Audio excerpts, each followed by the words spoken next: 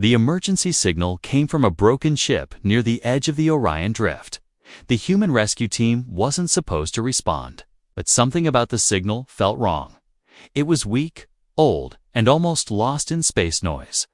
But Dr. Elias Reed said just 1 hour detour. The captain agreed. Their medical ship, Hope Runner, approached the broken alien vessel.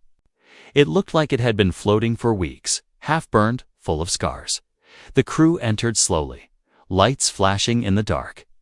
Most of the chambers were empty. Some had old blood, some just silence. Then they found her. She was lying alone on the cold floor of Sector 6, small, thin, with dark silver skin and strange blue patterns on her arms. Her eyes were half open, her legs didn't move. One of the human nurses gasped, "Is she alive?" Elias knelt beside her, placed his fingers on her neck, and felt a soft, slow beat. "Barely," he said. "We take her now, back on the ship." Elias worked fast. He cleaned her wounds, scanned her bones, and found the truth. Her spine was damaged badly. She couldn't move her legs, and most likely never would again without help. She needed surgery, long therapy, and maybe even prosthetic work. But the captain said, "She's not human, and her people hate us. You know that?" Elias replied, "She's a life." The alien girl didn't speak for 3 days. She didn't even look at anyone. She kept her face turned to the wall and her hands clenched tight. Elias didn't push her. He just came every morning, checked her vitals, and said simple words. "You're safe. You're not alone. You're strong." On the 4th day, she opened her eyes fully. She looked at Elias while he was changing her bandage. Her voice was low and dry, but she whispered something. "Why?" Elias stopped and smiled gently. "Why what?" She stared at him, her eyes full of confusion, fear, and something else. Maybe why? "Help me," she asked slowly, like speaking hurt. Elias answered with one sentence, because no one else did. He learned her name a day later, Solari. She was from a species called the Virulons, proud, ancient, and cruel to those they saw as weak. Solari had been injured in a crash while trying to return home, but instead of helping her, her own people left her behind. They saw her injury as a shame, a stain on their bloodline. Elias listened, but never judged. He just nodded and said, "You're not a stain to me." Solari turned away again, but he noticed a tear rolling down her cheek. That night, Elias couldn't sleep. He kept thinking of her alone in that dark ship, waiting for death, and the fact that no one, not even her own kind, came for her. He made a decision. He would take her to a special clinic on the edge of the neutral zone, a quiet place where he once worked. There, he had the tools, the peace, and the time to try something few dared, to help an alien girl walk again, to fight for a life that others threw away. When he told Solari, she didn't respond. But as they arrived at the new clinic, something changed in her. She looked out the window and saw the sky blue and soft, not the cold blackness of space. She touched the glass, and for a moment her face relaxed. Elias watched silently, not saying a word, because sometimes silence said everything. The new clinic was small, but bright. Only a few patients were there, human soldiers recovering from burns, alien children with broken arms. No one stared at Solari, not in a cruel way. Instead, they greeted her with gentle smiles and nods. Elias helped her to a clean room with sunlight coming through the window, and as he left to prepare her treatment plan, Solari whispered again, "Thank you." It was just 2 words, but to Elias, it felt like a victory. Not of medicine, but of trust in the days to come. The real battle would begin, one not with weapons, but with pain, metal, and determination. But Elias knew something that Solari didn't. She hadn't just been saved, she had been chosen. And he was not going to let her down. Not now, not ever. Solari sat in her new room with her eyes closed. She didn't sleep much. but she liked the warmth from the sunlight on her face. The human clinic was quiet, too quiet compared to the life she used to know. Her people's cities were loud, full of sharp sounds and even sharper words. Here, the silence almost scared her, but also made her feel calm. She didn't know how to feel about that. Elias visited her every morning, sometimes with a data pad, sometimes with soft music. He never forced her to talk, and he never looked at her with pity. He treated her like she was whole, not broken. That confused her the most. Back on her homeworld, even the children were taught to avoid the weak. A disabled person was hidden, not healed. Her own family stopped visiting her after the accident, but this human, who owed her nothing, showed up every day with kindness in his voice. It didn't make sense. She had started trying to move her fingers again. At first, it was nothing, just a twitch, a small effort, but Elias noticed right away, his eyes brightening with every little sign of progress. He called it a miracle, but Solari just called it pain. Still, she didn't stop, even when her muscles burned or her back ached. She kept trying, because when Elias smiled at her, it felt like someone worth saving, and that was new. The other patients at the clinic were strange to her. One had lost an arm, another walked with mechanical legs, but they joked, played, helped each other with meals. They weren't ashamed of their scars. They wore them like medals. Solari didn't speak to them much, but she watched, and what she saw confused her even more. Humans weren't supposed to be like this, scaring, supportive, forgiving. She had always been told they were cold and selfish, but now she was living among them, and nothing matched what she believed. One afternoon, Elias brought something into her room, a small, round object. It rolled when he touched it, and it glowed with soft green lights. "It's a nerve trainer," he said. "Helps you rebuild your reflexes." Solari didn't take it. She just stared at it. Elias waited, then gently placed it near her hand. "If you ever want to try, it's here," he said softly, then left the room. She looked at the object for hours. Finally, she reached out with slow effort, her hand shaking the whole time. Her fingers barely touched the surface, but the ball blinked once in response. She jumped a little, shocked. Then she smiled, just a little, before hiding it again. She wasn't ready to show him her smile, not. Yet at night she lay awake, thinking about Elias. He had scars too. She saw them when he rolled up his sleeves. One ran across his wrist, another across his shoulder. But he never talked about them, and no one at the clinic asked. It was like they all had pain, but didn't let the pain control them. They helped each other walk through it. Solari wondered if that's what made them strong. One day, she asked him why he became a doctor. He looked surprised, then said, "Because I once needed someone like me, and I didn't have him." That answer stayed in her mind, circling over and over, was that what she could become too. Someone who didn't give up, not even on strangers. But peace never lasted long. 3 days later, someone sent a message to the clinic. It came through a secure channel with strange alien symbols. Elias read it, his face turning serious. Solari noticed right away. "What is it?" she asked. He tried to smile, but failed. "Nothing for you to worry about yet." But she knew, deep down, something had changed. She dreamed that night of her homeworld, of her mother's voice saying, "You've shamed us," of her father turning away. She woke up shaking, sweating, and whispering Elias's name. He came running within seconds, his face full of worry. "I'm here," he said, holding her hand tightly. "You're safe, I promise." And for the first time, Solari believed it, even if only for a moment. But outside the room, Elias couldn't hide his worry. The message wasn't just a warning, it was a request. 2 members of Solari's race were coming, claiming to be her escorts. Elias had read between the lines. They weren't coming to help. They were coming to take her away, and this time, he wasn't going to let her go without a fight. The wind outside the clinic was soft, brushing against the windows like a whisper. Inside, Solari sat in her wheelchair, staring at her legs as if they belonged to someone else. They didn't move, not even a little, but her hands could now grip. The edges of the chair, her shoulders felt stronger.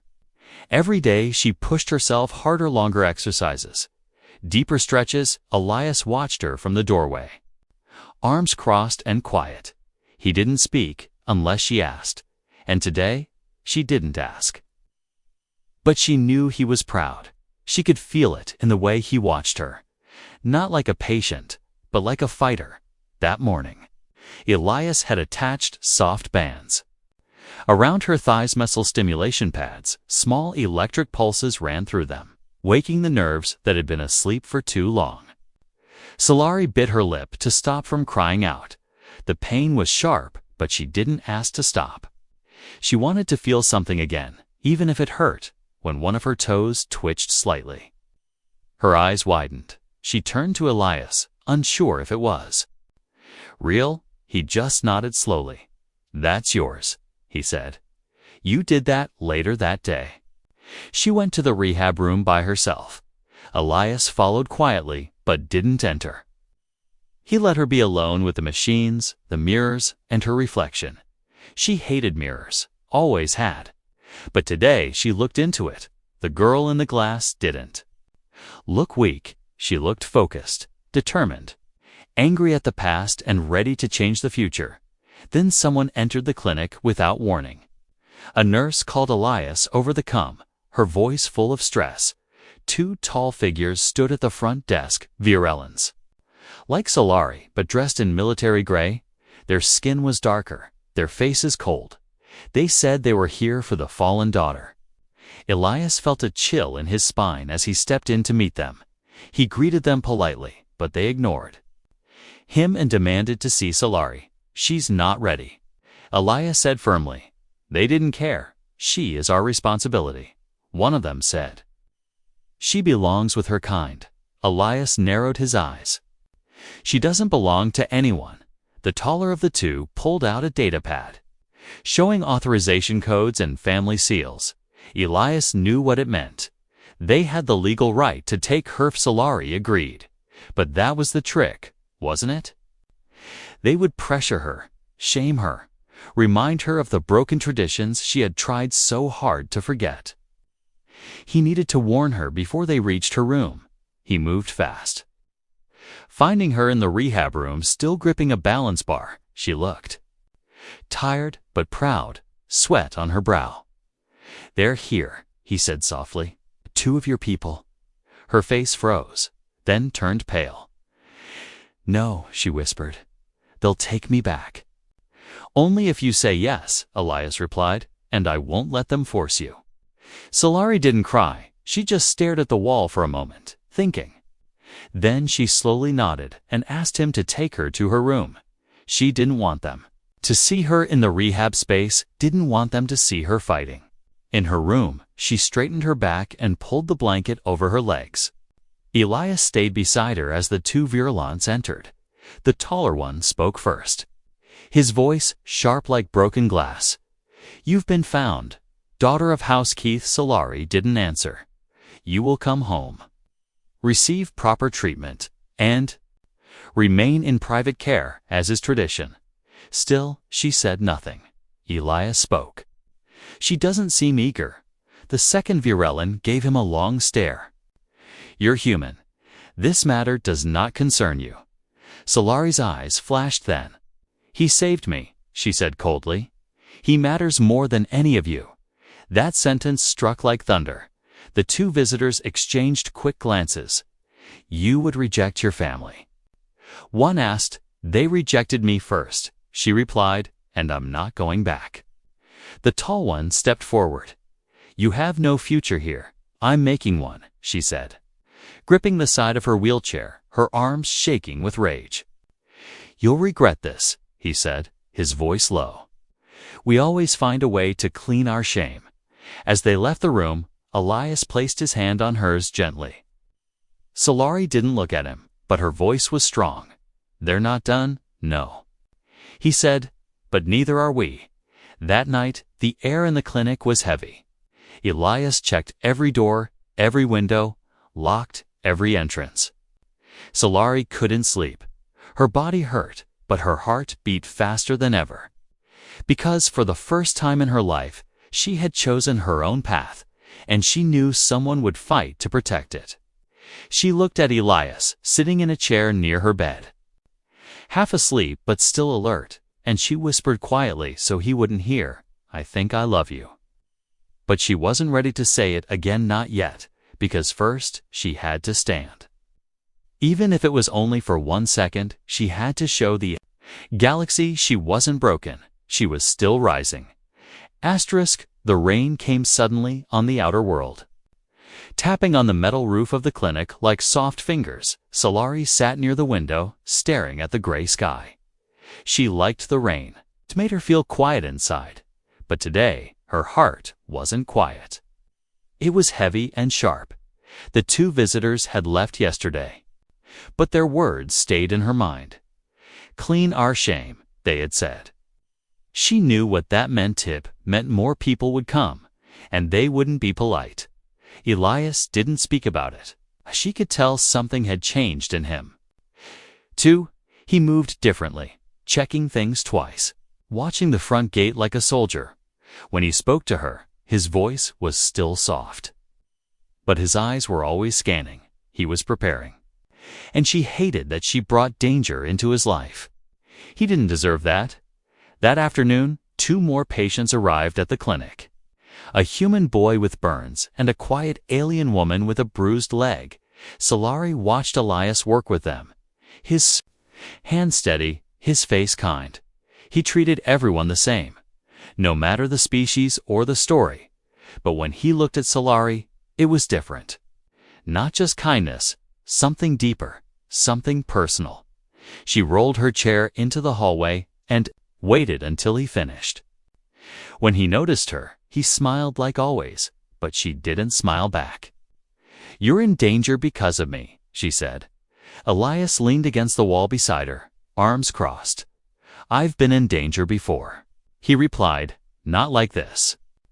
She said, "They'll come back, and this time they won't ask." Elias looked at her with quiet strength. "Then we'll be ready." "We?" she asked. He nodded once. "I'm not leaving you." That night, Solari couldn't sleep, so she wheeled herself quietly to the rehab room. The lights were off, but the stars outside the wide window gave enough glow. She pulled herself up on the balance bars, her arms shaking, her breath short. 1 foot dragged forward an inch, then another. Her legs still refused to listen, but her arms had grown strong. She held herself upright for nearly 30 seconds before she fell. The crash was loud, echoing through the clinic. Elias came running, eyes wide. "Solari." She was on the floor, breathing hard but not crying. "I tried to walk," she said, her voice angry. He knelt beside her, checking her for injuries. "You're not ready," he whispered. "I'll never be ready if I keep waiting," she replied. Elias didn't argue. He helped her up, carried her back to her chair. But something about her words stayed with him. The next morning, he brought out something new. It looked like armor metal braces, jointed supports, thin wires. "It's a prototype," he said. "Neural assist exosuit." Solari stared at it, blinking slowly. "You made that?" Elias smiled. "It's not perfect, but it might help you stand." The first time she wore it, her legs trembled, the machine moving with her body. The suit responded to her thoughts. Slow but sure, she stood wobbly, like a newborn animal butt. She stood. Elias didn't cheer, didn't clap. He just looked at her like she was already a legend. But the moment didn't last. Later that day, a message came through a back channel, encrypted, hidden, and sent from orbit. Someone was watching the clinic, waiting for a quiet moment to strike. Elias read it alone and didn't tell Solari. He didn't want to scare her again, but his hands shook slightly as he locked the doors that evening. The next day, 2 strangers entered the nearby town quiet, well-dressed but with eyes that scanned every face. They asked about the human doctor and about the girl with silver skin. They carried no weapons in sight, but everyone knew they weren't travelers. News traveled fast, and it reached the clinic by dusk. Solari was practicing with the exosuit when Elias told her. "They're here, watching," he said. She looked down at her feet, still wrapped in the braces. "I can't run, no," Elias said, "but you can stand." She looked up, her eyes steady. "I'll face them." That night she asked Elias to sit beside her again. Like before, they didn't talk much, just sat in silence. The space between them was full of words, not spoken fear. Hope. Maybe something like love. Before falling asleep, Solari whispered, "If they take me, don't let them kill you." Elias didn't reply because he had already made a promise. He wasn't going to let them take her. Not now, not ever, in the dark. While the stars blinked outside the windows, a small red light glowed near the top of the door. A tracker, hidden in the wall, had just turned on, and someone, somewhere above, now knew exactly where Solari was. The morning came with silence, too silent. Elias opened his eyes before the alarm buzzed. Something in the air felt wrong, too still, too quiet. Like the world was holding its breath, he walked the halls of the clinic, checking each room, each window. Everything looked normal, but his instinct said otherwise. He had learned long ago, during his time in battlefield hospitals, that silence before danger was never peaceful. It was the sound of something waiting to strike. Solari didn't. No, not yet. She was in the rehab room, walking between the rails with her exosuit on. Each step was slow, careful, painful. But she was moving upright, one foot in front of the other, when she saw Elias standing in the doorway. She smiled, just a little. He smiled back, but his eyes didn't match his lips. She noticed that right away. "What happened?" she asked, gripping the rail tightly. "Nothing yet," he said. "But we need to be ready." She nodded, not asking more. Solari had stopped being afraid of bad news. After everything, fear didn't hold her like before. Now, it was anger, determination, and something warm growing deeper each day. Later, she went to Elias's room, sat on the edge of the bed, and looked at him closely. He was cleaning a small toolkit, focused and quiet. "I need to tell you something," she said. He looked up, surprised but calm. "Go on. When you first found me, I wanted to die," she whispered. Elias didn't speak, just listened. "But you didn't treat me like I was broken," she continued. "You made me believe I could be more." She looked down, her voice cracking, "And I think I love you." The words hung in the air like soft fire. Elias set down his tools, his eyes deep and unreadable. "I didn't plan this," he said, stepping closer, "but I think I feel the same." She looked up, heart pounding, her breath short. He gently touched her hand, warm and careful, and just like that, they didn't need to say anything else. But love did not protect them from what came next. Just before sunset, the power flickered across the clinic, lights buzzed, screens flashed, and then everything went dark. Elias cursed under his breath and ran to the control panel. His backup generator clicked on, but something had triggered the failure. And then he saw it's on the screen, a small blinking icon. A ship was approaching, fast and low. No signal, no warning. He turned to Solari, who had already wheeled herself into the hallway. "They found us," she said quietly. "They did." Elias replied, opening a secret drawer in the wall. Inside was a hidden medical bag, a stun pistol, and a few emergency ID chips. Solari stared at the weapon, then at Elias. "You planned this." "I hoped I wouldn't need it," he said, "but I wasn't stupid." They moved fast, packing only what was needed: serum for her spine, tools for the exosuit, and medical IDs. Elias gave her the pistol, but she pushed it back. "I'll slow you down," she said. "No," he replied. "You'll walk out of this." Outside, the ship landed near the edge of the clinic forest. Its engines hummed low. shadows moving near the hatch. Elias grabbed Solari, carrying her toward the rear door. They reached the emergency shuttle hidden behind the clinic storage units.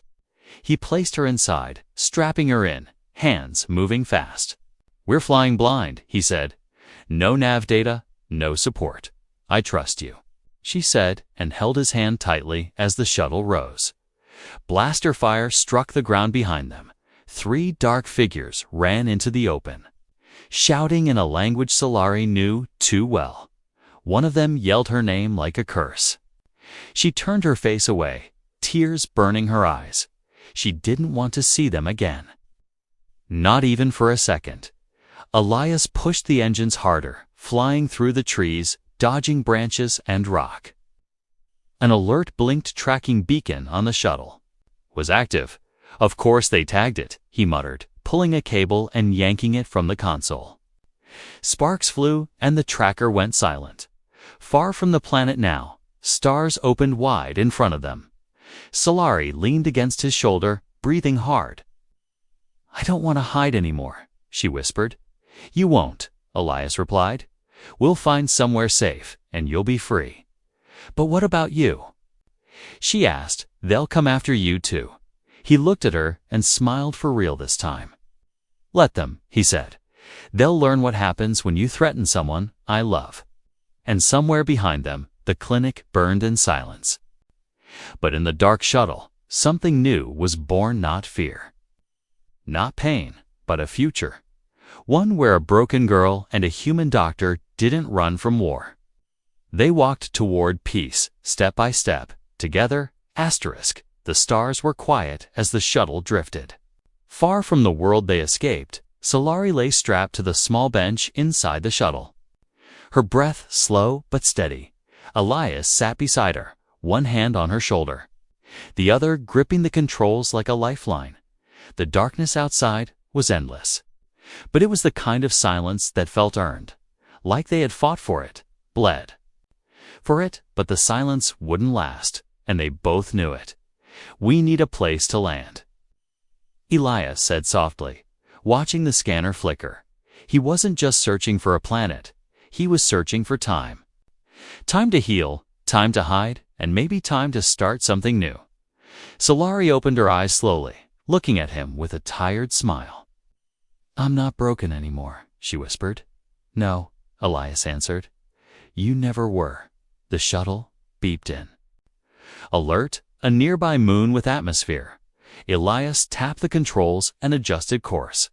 It was an old mining outpost, long abandoned but still habitable if they could make it there. Maybe they'd have a few days to breathe. He didn't say it out loud. But part of him wondered if they were just delaying the inevitable as they entered the moon's atmosphere. The shuttle jolted. The landing gear cracked against a stone surface, bouncing once, twice, before skidding to a stop. Elias grunted, unstrapped himself, then turned to Solari. "Still with me?" She nodded slowly. "Always." He helped her down, lifting her carefully onto her exosuit. Her legs still didn't move on their own. But with the suit, she could stand, walk slowly, even climb. The inside of the mining station was dusty, full of broken lights and old crates, but it had oxygen, heat, and enough shelter to hide for a while. Elias started a small generator while Solari rested against the wall. For a moment, everything felt peaceful again. But peace, like fire, was fragile that night. Solari sat by a cracked window, looking out at the stars. Elias sat beside her, holding a warm drink. They didn't talk at first, just shared the silence like old friends do. But then Solari broke it with a soft voice. "If we make it through this, will you stay with me?" Elias looked over, the answer already in his heart. "Yes," he said. "Not because I have to, but because I want to." Solari blinked, her voice trembling. "Even if I never walk without this suit." He touched her cheek gently. "You already walk taller than most people I know." She laughed softly, a sound she hadn't made in years. It felt strange, but right. The next morning, their peace shattered. A bounty ship dropped from orbit like a silent hawk. Blocking the sun, Elias woke to the sound of the scanner screaming. He ran to Solari, already strapping on her gear. "They're fast," he said, helping her tighten the suit. "We're faster," she replied, her eyes sharp. There was no fear in her voice, only fire. The bounty hunters were not her people this time.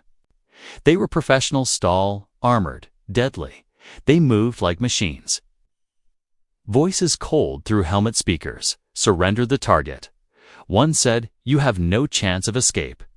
Elias stepped in front of Solari, holding the small stun pistol. "She's under my care," he said. "And you're trespassing?" The bounty hunter aimed. No hesitation before he could fire. A sharp sound echoed across the station metal boots, slamming into stone. Solari moved, not with speed, but with purpose. The exosuit hissed as it responded. To her muscles and mind, she dodged the first blast, stumbled, then threw a metal crate toward the attacker. It hit hard, knocking the blaster from his grip. Elias used the moment to fire, hitting another bounty square in the chest. Sparks flew, and the man collapsed, unconscious, but they were outnumbered, and the third bounty hunter was smarter than Mornay. It hit hard, knocking the blaster from his grip. Elias used the moment. "MAS. Mornay said to see me at day." Mornay said Marnay. Mornay said so Milius spended a sive. According a sabad, it beide. My s, we saberi sout, we are sa clasit, we is so sodit, we are sa lysex a riena sayit. We meet you I caught it, 'cause you case it to me it's a secret get to blats it's to get to the I cause it's it to it did get to look did the tit kai and to gricaties to piment to cut to sit at the end of the sis quat the I'd sip but it's up the set of sip up the kai the others, he grabbed Elias from behind, pressing a weapon to his throat. "Move, and he dies." The hunter growled. Solari froze, her whole body tense, her hands trembling. But then she remembered the pain, the shame, the long nights alone. She remembered Elias carrying her, protecting her, loving her. She didn't freeze. Not this time. She raised her hand, aimed carefully, and fired the exosuit's emergency dart straight. Into the hunter's helmet, the man fell, unconscious before he hit the ground. Elias coughed, stepping back. Wide-eyed Solari ran to him, or as close to running as she could get. He pulled her close. Heart pounding. "You saved me," he whispered. "Now we're even," she smiled. They dragged the bounty hunters into a locked storage room, stripped their gear, and disabled the ship's beacon. It was over for now, but they both knew this wasn't the end. Someone would keep sending. Hunters keep chasing her, but Solari didn't feel like prey anymore. As they stood together under the pale sky of the moon, Elias turned to her and said, "We need to stop running." Solari nodded. "Then let's make a stand," he raised. "A brow? You're ready?" "I was born ready," she grinned. "I just needed someone to remind me." The moon was quiet again, but it didn't feel like peace. It felt like the eye of the storm, calm for only a short while. Elias stood near the edge of the cliff outside the station, his eyes locked on the sky. He had rerouted the signal systems, scrambled their location, and checked the perimeter 3 times. Still, he knew it wasn't enough. More would come.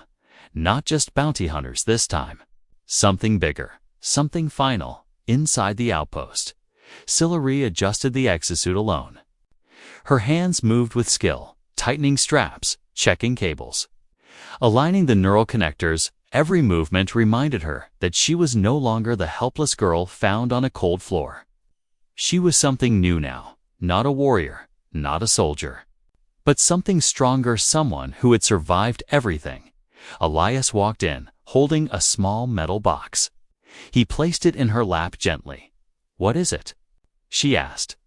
He opened it, revealing a small badge, silver, round, with a symbol she didn't know.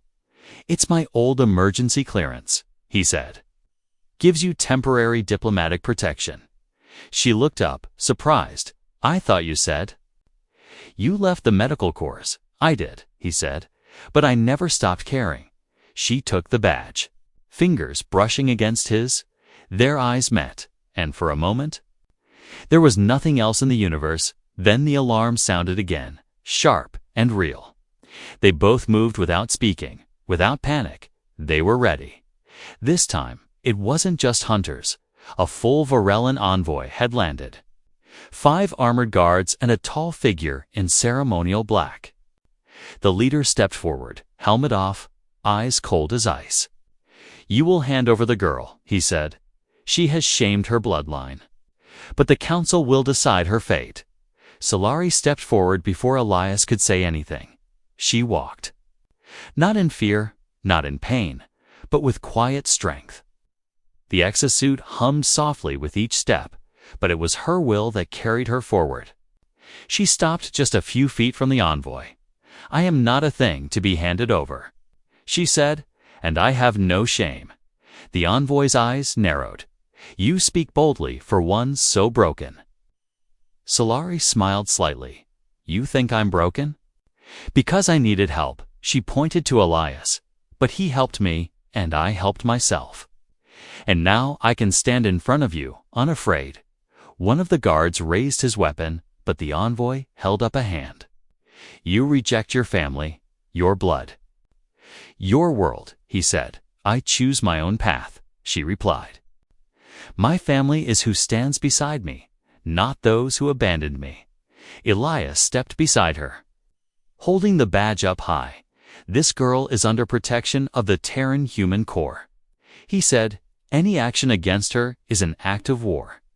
The envoy didn't move for a long moment. Then he laughed quietly, shaking his head. "So this is what you choose, exile over honor."